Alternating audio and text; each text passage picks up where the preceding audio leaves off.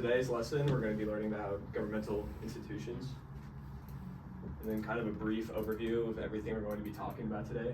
We're going to be learning about the differing government institutions that are used around the world. So we're going to be focusing on democracies, republics, monarchies, the two different types of monarchies, and then authoritarian governments and dictatorships. And we want to focus on the relationship between these types of governments. So are democracies and republics going to have any similarities? Are authoritarian governments and dictatorships going to have any similarities? And then how do they differ? We also want to focus on why does it matter what government institutions are being used?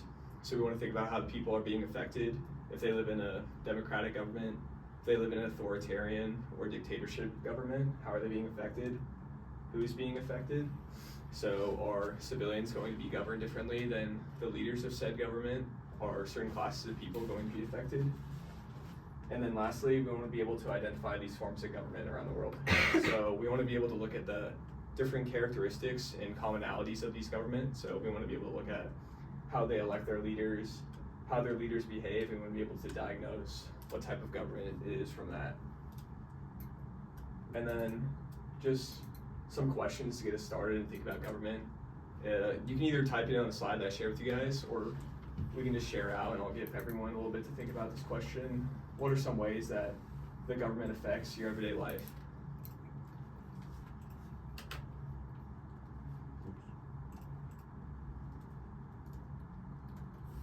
Does it update like on the slide? Or? You might have to like get out. I might have to skip out. But yeah. Mm-hmm. Taxes.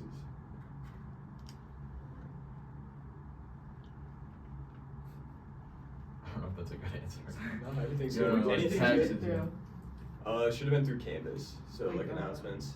I got it through Outlook. If you don't see it, we can just talk about it. We don't have to Okay. talk about it like that. So, you said taxes? Yeah, I said taxes. Yeah, that's pretty impactful. I don't know why that's like the first. That's the first thing that I thought was taxes. No, it's definitely something to think about with how your government's going to be. That's something that varies a lot between governments. I feel. Oh, sorry. Go ahead. Oh, like benefits, like SNAP, like that's a Oh, huge yeah, thing, yeah. Like Medicaid. Yeah. Medicare. That's good. It's definitely very impactful on some people's lives. And then, yeah, welfare. Is that what you said? You say welfare? Or? Yeah, that's definitely multiple things that are super impactful in people's lives. And then the next question, again, we don't have to answer, we can just share out, is what is one thing the government should always do for its people? So what is something that you really think is like the most important thing that a government should prioritize? I feel first to like their people. Like that's obviously like the main concept. Simple answer, but yeah. Anyone else want to share? I think like, I don't know. There's probably like a lot of answers and it depends on like the person, but I feel like the safety of people like maybe is also pretty high up there. Like that's just umbrella under people though. So no, 100%. That's super important. If your people don't feel safe, it's gonna be hard for them to live in that society. Do you want to share anything or? No. Okay. And then just the last one I guess thinking is, why do we think countries need a government at all? So why is it important for us to have a government? Because with no ruling power, then we're kind of just unguided. Yeah, maybe. That's true. Yeah, 100%. Anything No, I agree. Like we're just full rank. Like it's just. Yeah, and then kind of just building off of that is governments. We're going to define it so it's easier to talk about. So the government is the body of people that constitutes the authority, rules, and laws over a group of people. And then what we're focusing on today is going to be the government institution. So the structures within government created to carry these processes out. So in a democracy, you're going to vote for leaders. In monarchies, leaders are going to be commonly, like they're going to come in power through bloodline. And then there's going to be democratic processes or centralized government is going to use these processes to carry out the different purposes of the government. So the first one is to create order. So people don't want to live in like a reckless society, and by the government creating order, it's going to make everyone's life easier. If people aren't happy in the country they're living in, it's going to be harder for the ruling powers, the ruling people, to keep everyone united and on the same page with everything. The second purpose of government is going to be to protect its citizens. If people can't stay safe, it's going to be harder to live in a country like that, and it's going to be harder. You can't govern these people if they don't feel safe, if they aren't safe every day. And then also to provide services. So kind of like you talked about like SNAP benefits. So you got to be able to keep your citizens of your country happy, and there's a lot of ways you can do that. You can provide SNAP benefits, so like social programs or welfare, like you talked about. Those are important things, and also like everyday services like driving on roads or public education are important things, or other countries provide in different ways. 4, make laws. So every government does this. There's laws. So in some societies, like democratic societies, it's super important that everyone's governed equally. So there's not really like a power system. No one is above anyone else. And then we see in like authoritarian or dictatorship governments, like in unequal lawfulness. So certain peoples have certain rights, and it differs among classes. And then lastly, sovereignty. So the ability to govern themselves, kind of like your independence. If you don't have any sovereignty, you can't really rule yourselves. You're going to be controlled by either another country or another group of people. So if you aren't able to be independent and be sovereign, you're not going to be able to govern yourself. And then some key concepts to think about as we learn about these government institutions are the relationship of power between the people and leaders of government. So are all people of this society going to be treated differently? How much power do the leaders of this government have? Are there checks and balances to make sure that these people in power do not have too much power or too little power? Legitimacy. How do these leaders obtain power? So are they going to be voted into power, like in democracies or republics? Or are they going to gain power through militaryship, birthright, or in other ways? Law, like we touched on earlier, is everyone governed the same? Do certain people have different rights? Are men and equal treated the same? Things like that. And then, as we touched on earlier again, sovereignty, so autonomy and the ability to be in control of their own government. And then we're going to touch on limited versus unlimited governments. So in limited governments, leaders follow laws. So everyone in the country, we'll say for the United States, for example, everyone follows the same laws. No one is placed above each other. You have guaranteed rights, and rights are protected. So our rights are guaranteed by our Constitution. So the rule of law is laid out in the Constitution, and everyone is going to adhere to those rules and laws. And then elections. So in a limited government, there's going to be elections. So the rulers of said government are going to be democratically elected. They're going to be voted in. And most commonly, it's going to be like a representative democracy or republic. Yeah. And then in contrast, there's unlimited governments. So in these countries, leaders have total control. They have authority. They're not going to adhere to the same laws as their everyday citizens. The citizens have fewer protections, so they aren't going to be guaranteed the same rights as all their leaders. They won't be guaranteed things such as freedom of speech or other freedoms that you're guaranteed in a limited government like the United States. And they stay in power through different means. So that could be, they could still hold elections in some way. A lot of unlimited governments do that, but sometimes they suppress the opposition parties, or they come into power and stay in power through military means. They're just not going to be democratically elected.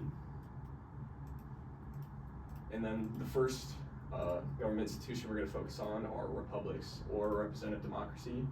And this is a form of government where the people hold the power and elect representatives to create and enforce laws. So as we touched on, there's elections, so all the leaders are going to be democratically elected.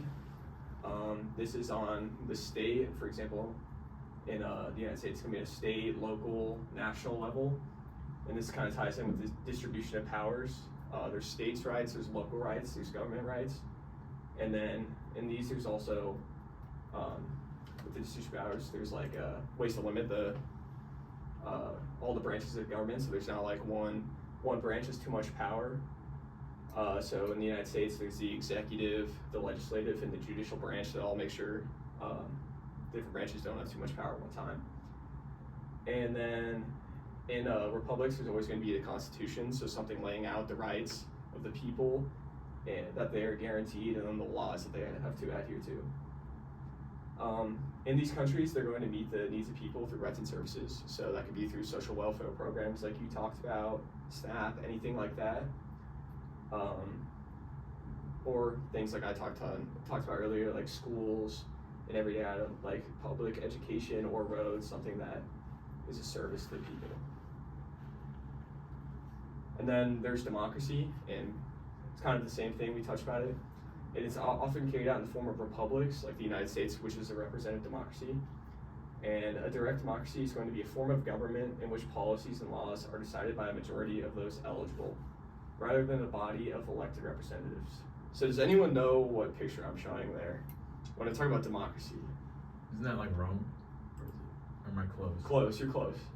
Kind of like Rome. It's Athens, Greece, so that's like the most famous form of representative democracy. So for any political issue, they're going to have all of their citizens that were of a certain age, and at the time male, they were going to have them vote, and that's the most famous example of a direct democracy. And then can we think of any examples of a direct democracy in the United States? So kind of the easiest way to think of it is on like a local level. Can we think of any examples of that? There's like when like the school holds like a meeting, like all the parents come in. Yeah. It's like that. Yeah, that's a good way. Yeah, not necessarily in government, but that is an example of a direct democracy where everyone kind of has a say in that group.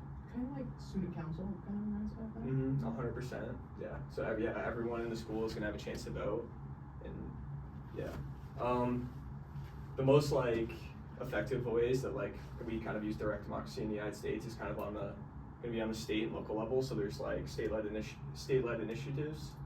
So if you've ever heard of like people going to get like a certain amount of signatures, they can take it to the legislative branch in their state or local government, and they can start like ground up initiatives from there.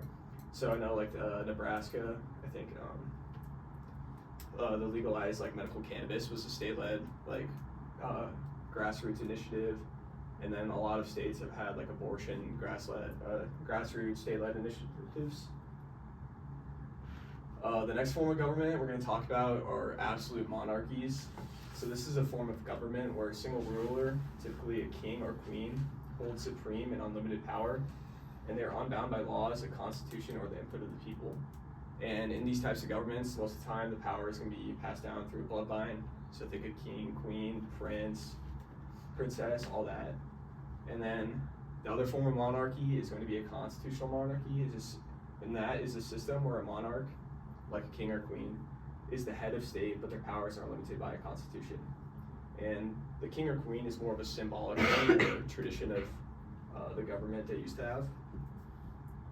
So the first example we can think of is England. So what do we think it is? We don't have to type our answers in the slides, but what type of monarchy do we think England is?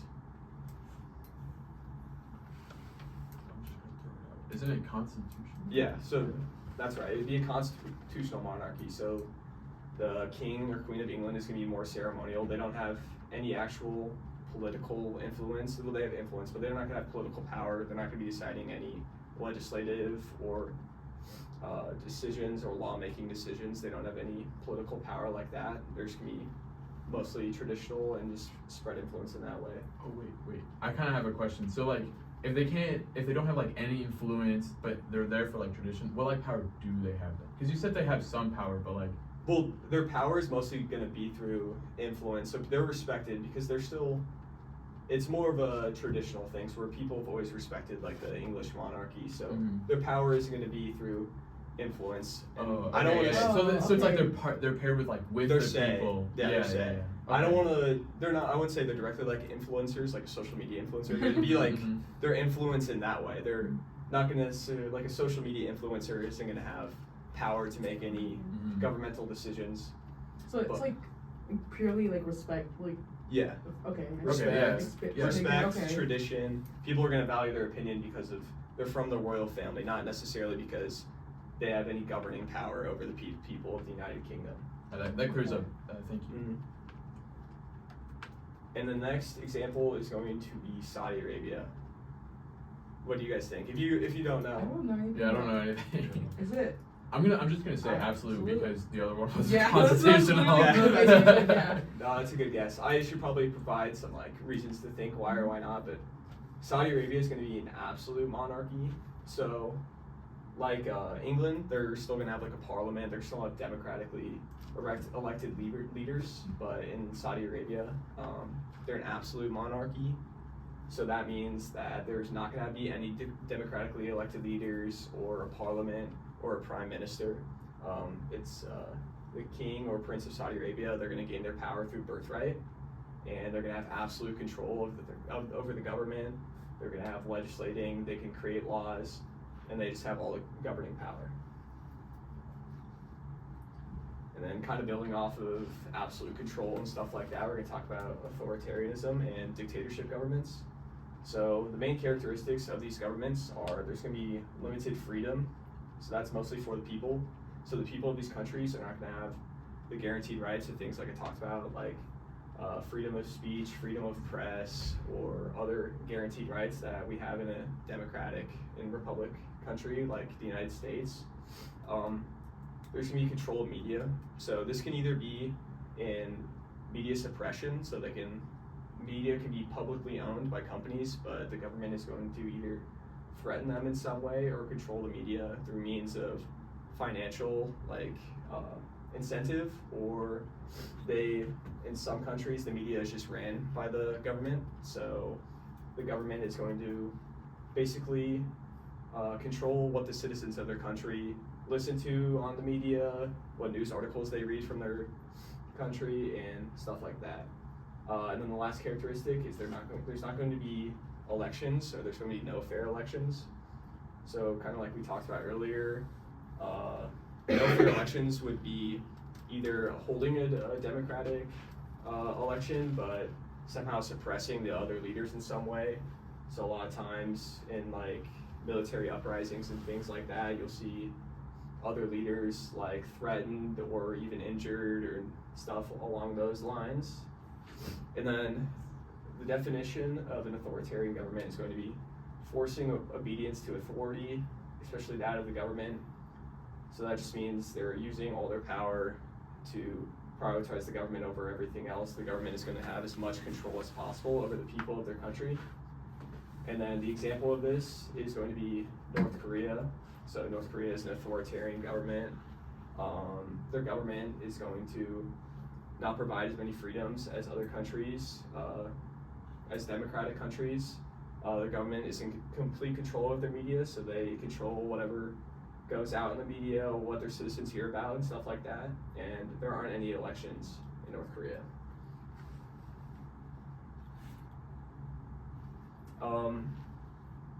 And then for this activity, we're just going to compare some government forms. So we're going to go through the next slides to the group, and we're just going to discuss everything. So some of the questions we're going to think about are, what is citizen participation of this government like? Is it high? Do citizens have a lot of say in the laws that are passed and what goes on in the country? Or is it low? Do the citizens have no say? Is there one ruler, or is there one class of people that gets to decide everything? Are the rights of the people protected? Do they have guaranteed freedoms and liberties? And do the leaders and citizens follow the same laws? Does everyone adhere to the same laws? Is there going to be a separation of powers?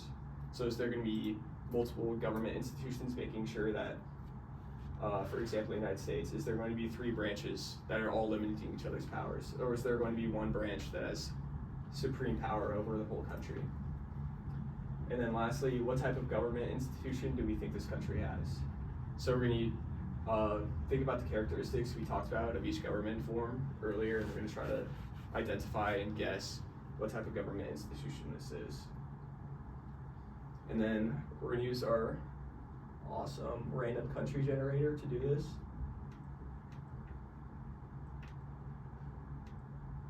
I have a mouse in my backpack if you would rather use it. That's good.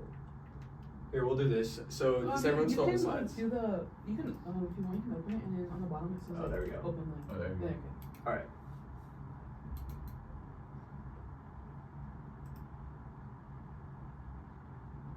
So does anyone want to pick a number between 1 and 3?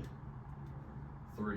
Okay, well, so we'll spin it 3 times to see what country we're going to complete that activity about. Perfect.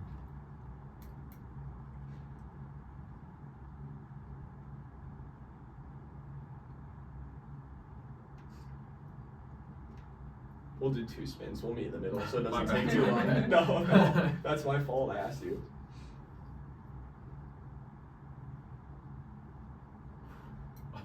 Okay. Down the line. So we're gonna answer these questions about the United Kingdom then and try to think about it.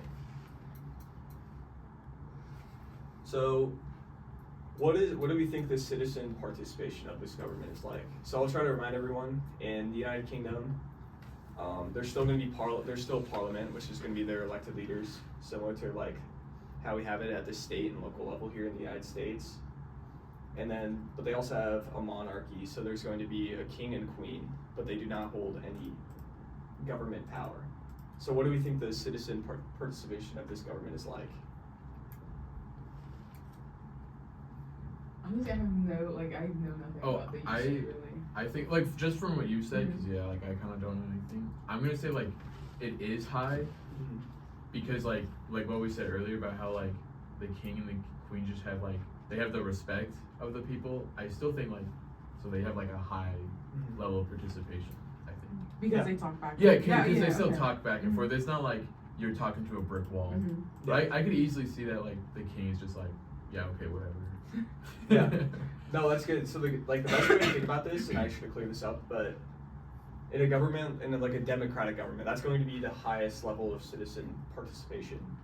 So that's going to be their citizens all have a say in what happens, whether that's through electing leaders or like we talked about the grassroots like initiatives, like create like signing signatures to enact laws. But that's going to be the highest level of government participation, and then the lowest level is going to be like authoritarian or dictatorship governments. So that's going to be when all the power is centralized in like a dictatorship. So a dictatorship would be there's like one ruler that has all the control.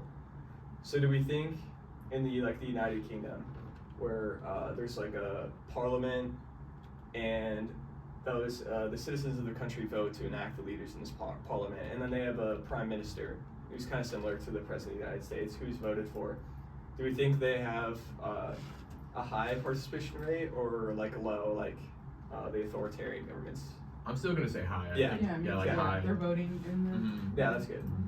And then, are the rights of the people protected, do we think?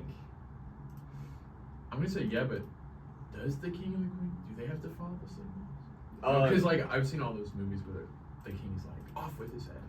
I don't know. Yeah, the rights of the people are going to be protected. So because they're a constitutional monarchy, like I talked about, that's like one of the democratic like characteristics. So the rights of all the people are going to be already laid down in that constitution, and all the people are going to adhere to the same laws.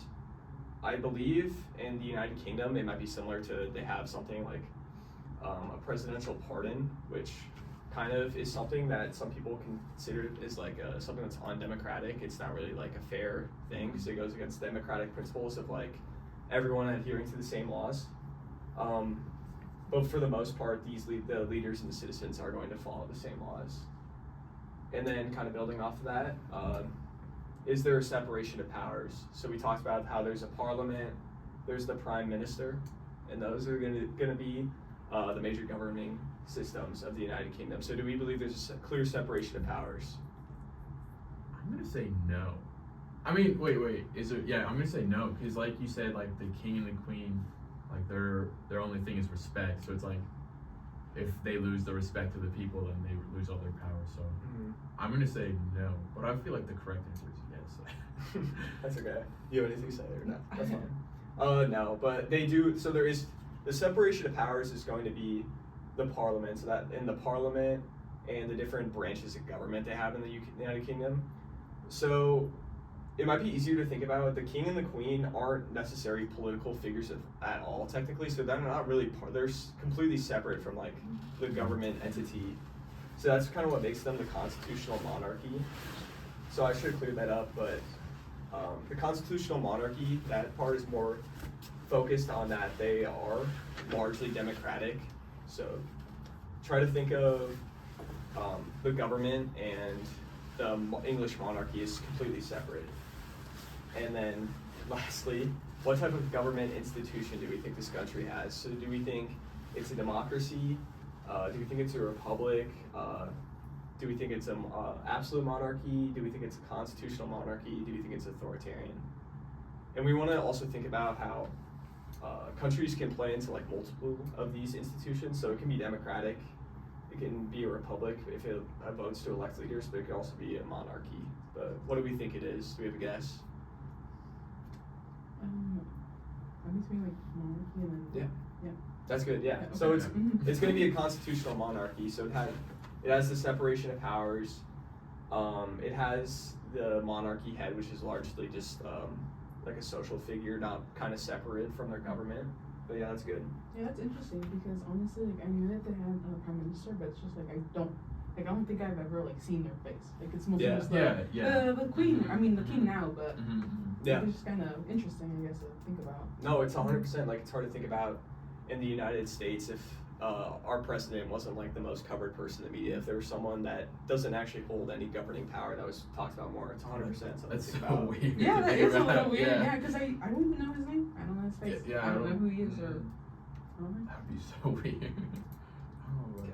And then we'll do the random country generator one more time, and we'll go through the same thing. And I'll try to explain it a little bit more. So, okay, the United States will make it easy for us to think about this stuff. So, in a country like the United States, what do we think the citizen participation is like? High. Yeah, super high. Why do we think it's high? Do we think the citizens of this country have a lot of say in what happens, what goes on compared to other countries? For sure, like when they do petitions and Mhm. voting their leaders, Mhm. or like just local and. Yeah, so that's going to be the highest form of like government participation. We get a say in what leaders at the local, at the state, and at the national level. We can say in all of that, and then grassroots stuff. We can do petitions and stuff like that. And then, are the rights of the people protected? So, do we have does everyone adhere to the same laws? Is it the framework for what rules there are in this country? Are they laid out?